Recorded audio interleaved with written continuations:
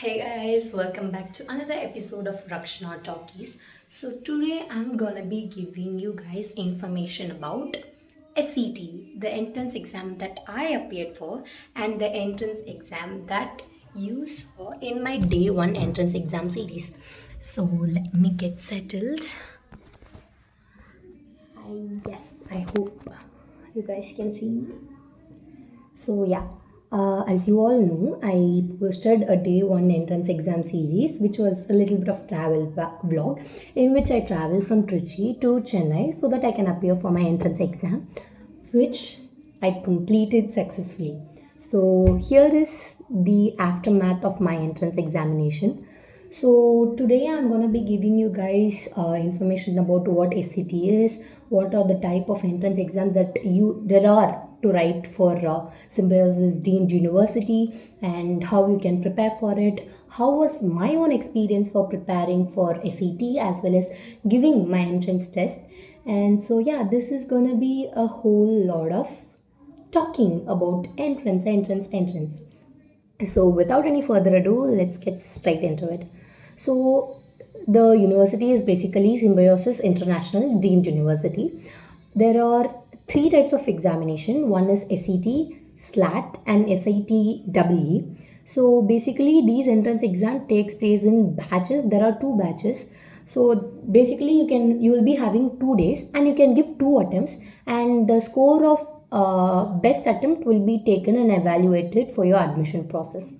So SET is Symbiosis Entrance Test, and for the engineering students, it is SIT which is Symbiosis in I think International Test for Engineering, and SLAT, which is for the law students, that is Symbiosis Law Admission Test. So your portion for SLAT is basically the CLAT portion.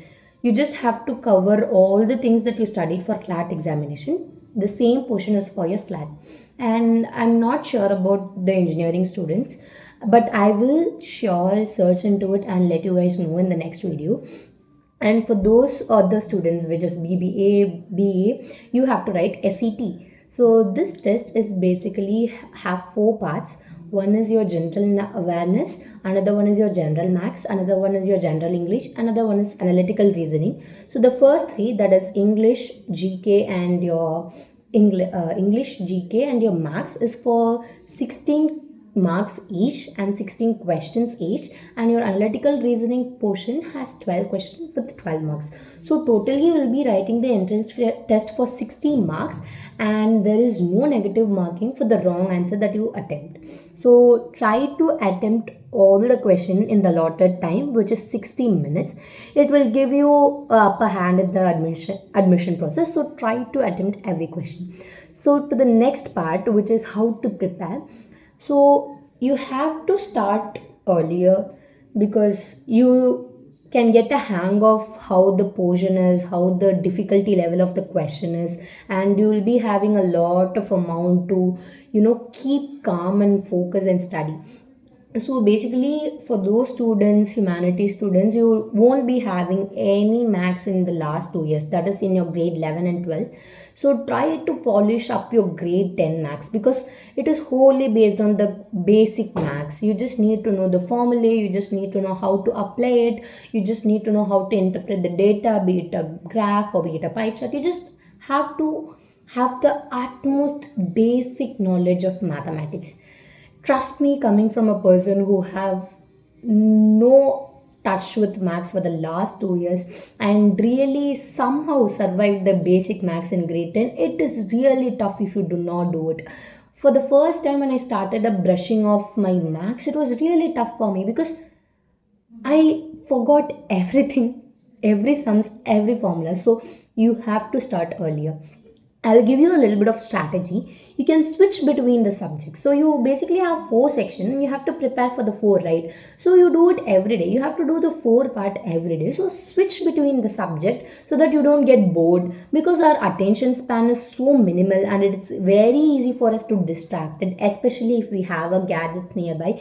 Even if we do not have gadgets, we just don't have focus on a subject. We just daydream and we just look into the book, but there is no information that is being processed into our brain. I understand. So switch between your subjects so that you don't get bored. Start with max, and then do your English, and then again come to maths, then go for your general awareness, and then end with analytical reasoning. So you don't go with theory altogether or with sums altogether, because you'll get confused. You cannot process everything together. So if you study different tropes, I think it would be easy for your brain to differentiate and to gather information and process. So this is the technique that I used. Start with maths, then go on to English, then again do your maths, and then come to GK, and then end it with your analytical reasoning.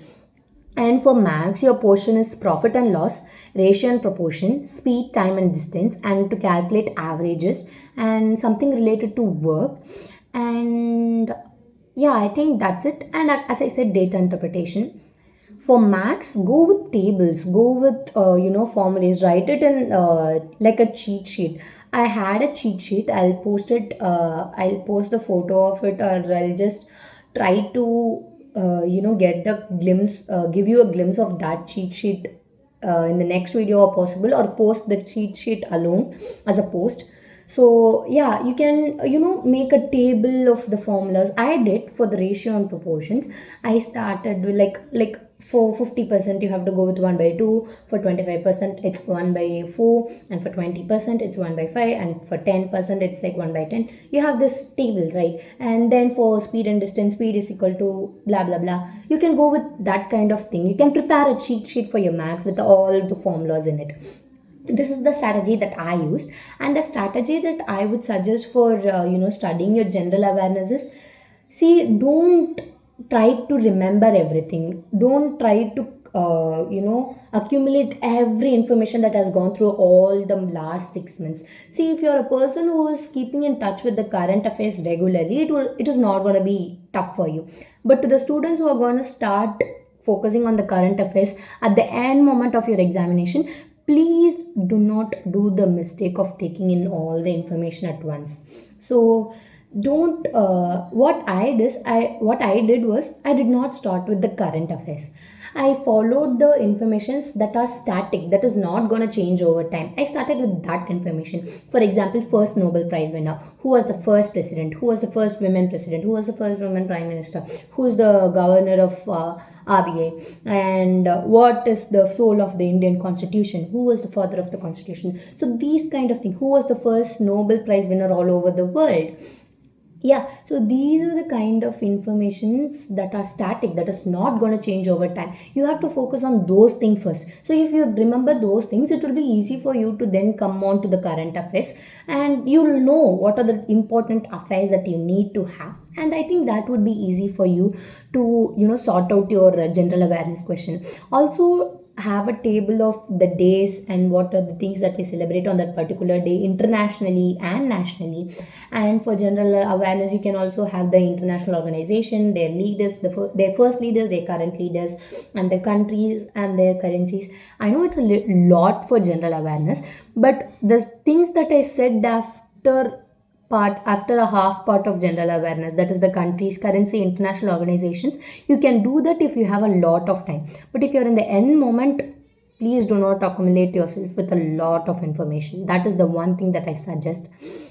And for analytical reasoning, you just have to go with the sequences. You have to try to figure out. You can just attend 2 or 3 questions and you get a grasp of it. It is very easy. And for English, brush off your basic grammars, verbs, active voice, passive voice. You can go through these things, and some root words that is so necessary. I'll also try to accumulate those root words if I have, and give you guys a glimpse about it. So yeah, and the synonyms, antonyms, and how to use idioms and phrases. So these are the basic things that you have to focus on for your English. So the part of where I say, tell you about what this test is, entrance exam is, and what are the portions is now over. And now we are going to get into how my experience was. So to be brutally honest, I did not have time to prepare way much earlier. I started a little bit late, and I did not have an idea of how to do quants. I really struggled doing quants because, as I said, I do not have a math background, right? So it was really tough for me, but I tried, I worked out. But when I entered into my examination and went for quant section, my brain really blanked out. So I did a little bit of strategy there, which I'll be coming to later. So yeah, I started off with max, and then as I said you right, I gave you a strategy in the first. That's how I basically studied. Okay, I did not write everything into my paper. I just divided that what I need to write it down, and which is not that much important. I just look into it, and if I see that word in my paper, I can write it. So you have to divide it, what you have to jot down, what you do not want to, and just keep it aside. Okay, so the day of my entrance examination. So basically, you have to be 1.5 hours or 2 hours earlier at your exam center. I was 2 hours early. I was 1.5 hours early. That is, I was present at my exam center at 7:30 for my examination at 9. You'll be processed through your examination center where they will see seal a verified seal for in your admit card. You must have your admit card and your passport size photo, which you have given already in the admit card, and then you'll be checked to see if you have any cheat sheets, etc. And then you'll be taken into the examination room, and you'll be allotted a computer after taking your photo at the present. So it is a CBT test. You will be giving your examine the computers, and it's fully MCQs. So I started doing my examination, and I started with reasoning section because I knew I was strong at that. So I went with my analytical reasoning, and then I came on to English because that is my second strong area. And then I did my GK, and then I came to quants because that's not my kind of thing. So since I did what I was strong at the first, it was I saved a lot of time. I had a lot of time to work out my quants because I saved my time by doing the sections that I was really good at. That is the strategy that you can use. And yeah, this was my whole experience. So I hope this yapping session was a little bit useful for you, and stay tuned in this entrance examination series because I'll be giving you a lot of updates about all the examinations that you can attend and all the universities out there and the hidden gems in abroad as well for the students who are aiming to do their undergraduation in abroad. And I'll also be giving you a lot of information about the scholarship availables, how to claim your financial aids, and etc. Stay tuned so that you can get all the information that you need to take a step further into your future without any confusion and with full stability.